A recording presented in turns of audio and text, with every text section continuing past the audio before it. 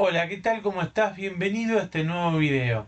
En esta oportunidad vamos a hablar sobre los pensadores más importantes de la época de la Ilustración, de aquellas nuevas ideas que surgieron por allá por el siglo XVIII y que, como te conté en el video anterior, fueron muy importantes porque cambiaron la visión, el paradigma, ¿sí? de la época, trayendo reformas en lo social, en lo político, en lo económico. Se va a empezar a cuestionar determinadas ideas, costumbres y formas de pensar que había hasta ese momento para comenzar una nueva época, donde el pensamiento moderno va a venir a cuestionar lo que estaba establecido hasta ese momento, y esas críticas permiten que las sociedades progresen en el conocimiento, como tal también en el desarrollo y en el progreso social, y eso lleva adelante muchos cambios y transformaciones, no solamente en Europa, sino en América. Así que te cuento a continuación las ideas de los principales autores, filósofos y pensadores de la época, como son el caso de Voltaire, Montesquieu, Rousseau y Diderot. Seguime, vamos a empezar. Empecemos con aquellos filósofos y pensadores de la Ilustración. Vamos a decir primero qué fue la Ilustración. Vamos a recordar qué fue la Ilustración, ¿no? Y la Ilustración fue un destacado movimiento filosófico, ¿sí? Que sostenía que solo por medio de la razón se podía llegar a un conocimiento absoluto, a un conocimiento verdadero en todos los aspectos de la vida. Además, afirmaba que con el uso de la razón, ¿sí? Se podía incluso construir un mundo mejor, un mundo más justo. Hay tres pilares fundamentales en el pensamiento ilustrado, los cuales son la razón, la ley natural y la esperanza de progreso. Vamos a comenzar con uno de los autores más influyentes de la época, más conocido como Voltaire. Era uno de los representantes más destacados de aquel movimiento intelectual. Nace en París dentro de una próspera familia de clase media, ¿sí? Después de involucrarse en diferentes problemas, conflictos ideológicos, se ve obligado a tener que huir eh, a Inglaterra por estas ideas que él planteaba y que quizás no eran comprendidas. Allí queda impresionado por las libertades políticas, por la tolerancia religiosa. Luego, al regresar a Francia, se convierte en un ferviente pensador, ¿sí? Defensor del libre pensamiento y de la tolerancia religiosa. ¿Qué pasaba? Bueno, a través de sus obras criticó mucho lo que era el absolutismo, ¿sí? El poder absoluto de los reyes. Em, Bien al fanatismo religioso y a la superstición. Para él todo eran causas de los problemas que existían en Francia. Otro destacado representante de la Ilustración fue el barón de Montesquieu, ¿sí? El barón de Montesquieu, lo que él decía, ¿no? Él formaba parte de una nobleza francesa, fíjate, ¿no? Estamos hablando de Voltaire, de una familia acomodada de clase media. Bueno, en este caso el barón de Montesquieu, el barón, el título de barón, ¿sí? Título nobiliario, varón, ¿sí? Em, y él durante su vida se destaca y estudia mucho todo lo que tiene que ver con las leyes, ¿no? Y critica las instituciones que había en Francia por aquel momento. Y especialmente qué instituciones, la monarquía y la Iglesia Católica. Fíjate que acá más o menos van en la misma línea, o sea, ambos critican bastante la institucionalidad, ¿no? O sea, el poder absoluto. eh, y vamos a ver qué dice Montesquieu en una de las obras más conocidas, Montesquieu, ¿sí? Se llamaba El espíritu de las leyes. ¿Y qué afirmaba él allí? Bueno, distingue tres tipos de gobierno. Mirá qué interesante lo que él plantea, ¿no? Las repúblicas ideales, ¿para qué? Para los estados pequeños. ¿Y basados en qué? En la participación ciudadana. Él planteaba que las monarquías eran ideales para los estados de tamaño medio, ¿sí?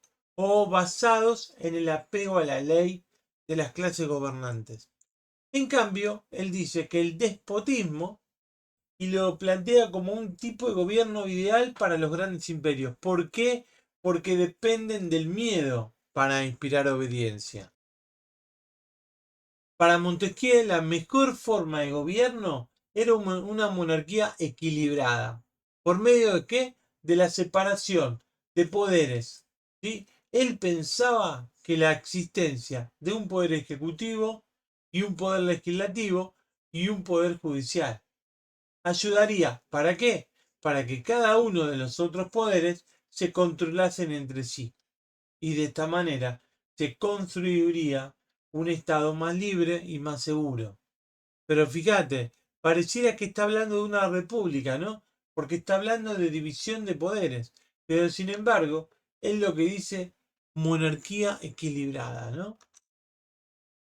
Otra de las figuras destacadas de aquel entonces fue Denis Diderot.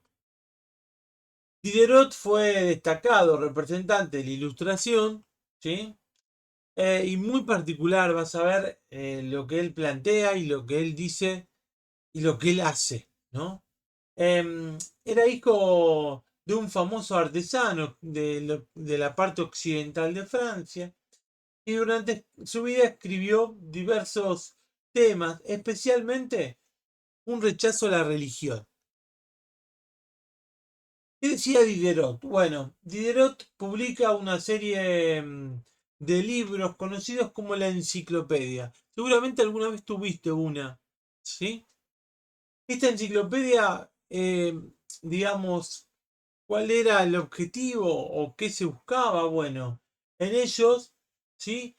Los diferentes filósofos, fíjate bien, en las enciclopedias, los diferentes filósofos atacaban a la superstición religiosa, ¿sí? Y abogaban por la tolerancia. Tiene mucho peso acá lo religioso todavía en Francia del siglo XVIII. Si vos te fijás, ¿no? Hasta ahora, lo religioso, el absolutismo monárquico, ¿sí? Bien. Además, ¿qué proponía él en realidad? Bueno, una serie de reformas sociales, políticas y legales que ayudarían, ¿para qué? Para construir una sociedad más libre y más justa. Por eso, gracias a la enciclopedia, mirá lo que sucede. Las ideas de la Ilustración se difundieron entre los médicos, profesores, abogados, incluso entre oficiales militares. En las últimas décadas del siglo XVIII apareció una nueva generación de filósofos que empezó a cuestionar estas primeras ideas de la Ilustración que venimos hablando. En esta nueva generación, quizás el más crítico fue un filósofo llamado Juan Jacobo Rousseau. Y vamos a hablar de Rousseau. ¿Y qué planteaba Rousseau? Bueno, primero que él es nacido en Ginebra, ¿sí? Pasó gran parte de su vida en Italia y en Francia y pensaba que los primeros seres humanos habían sido todos felices, pues en ese momento no había ni leyes ni jueces y todas las personas eran iguales. Interesante lo que plantea acá Rousseau. ¿Y qué dice? Bueno, que con el surgimiento de la propiedad privada, atención, primer tema también de bastante desigualdad, él plantea que con el surgimiento de la propiedad privada aparecen las leyes y los gobiernos. Como esos gobiernos limitaban las libertades de las personas, Rousseau afirmaba que los gobiernos eran un mal, pero un mal necesario. ¿Para qué? Debían garantizar la igualdad ante la ley. Hay un célebre libro de Rousseau, que es fantástico, que es El contrato social. El que intenta ahí, bueno, intenta armonizar esa libertad individual con la autoridad del gobierno. Eso que veníamos hablando recién. Por lo tanto, ¿qué es lo que dice él con el concepto de contrato social? Bueno, por lo tanto hablamos que el contrato social era un convenio que realizaba una sociedad entera para ser gobernada por una voluntad general. ¿Sí? Según Rousseau, si cualquier individuo deseaba buscar su interés personal, estaba obligado a someterse a la voluntad general. ya que aquellos que eran lo mejor para todos, también era lo mejor para ese individuo. Interesante esto que plantea Rousseau, ¿no? Porque habla sobre alejarnos esto del individualismo, del egoísmo, ¿sí? De la ambición de medida, y pensar en el otro, ¿no? Pensarnos como seres sociales que establecemos entre nosotros uniones, convenios, acuerdos, ¿sí? Por un bien general, ¿sí? Entonces, por eso, y él plantea, ¿no? Que lo mejor para todos, lo que es mejor para el pueblo, para todos nosotros, ¿sí? También va a ser mejor para ese individuo. O sea, muy interesante esta idea de Rousseau del siglo XVIII, ¿no? Habría que tenerla más en cuenta y refrescarla cada tanto. ¿Viste qué interesante que eran las ideas de estos autores? Cambiaron la manera de ver y de pensar la sociedad, la política y la economía como hablamos recién, ¿no? O sea, tengamos en cuenta que estos pensadores no les fue fácil tratar de transmitir esas nuevas ideas. Pueden plasmar sus ideas y desarrollar sus pensamientos y sus críticas, por ejemplo, a través de la enciclopedia, ¿sí? Que es el instrumento por el cual va a llegar después a buena parte de la sociedad.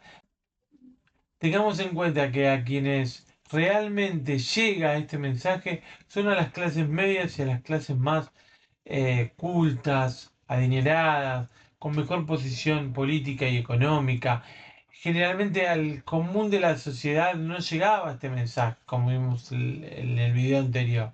¿Sí? Pero es muy interesante esto en que podamos reflexionar un poquito sobre las ideas de, o sea, dejar el individualismo de lado para poder quedarnos con un bien común, tener tolerancia hacia el otro, hacia lo que piensa, hacia lo que cree, ¿sí?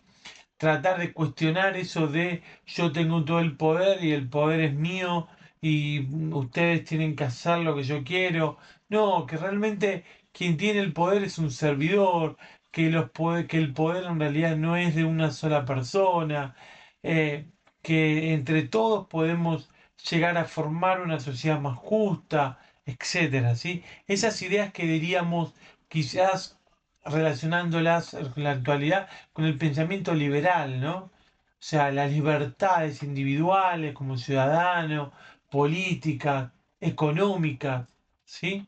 Así que te invito a que sigas reflexionando sobre este tema, a que alguna idea que te haya quedado sobre alguno de estos pensadores la escribas, la tengas en cuenta a la hora de tomar decisiones, a la hora de pensar en algo, o quizás cuando estés haciendo algo y de repente te vengan algunos de estos autores a la mente, te sirva también para completar tu actividad y enriquecerla cada día más. Así que bueno, si te interesó y querés seguir profundizando sobre estos temas, te espero en el próximo video.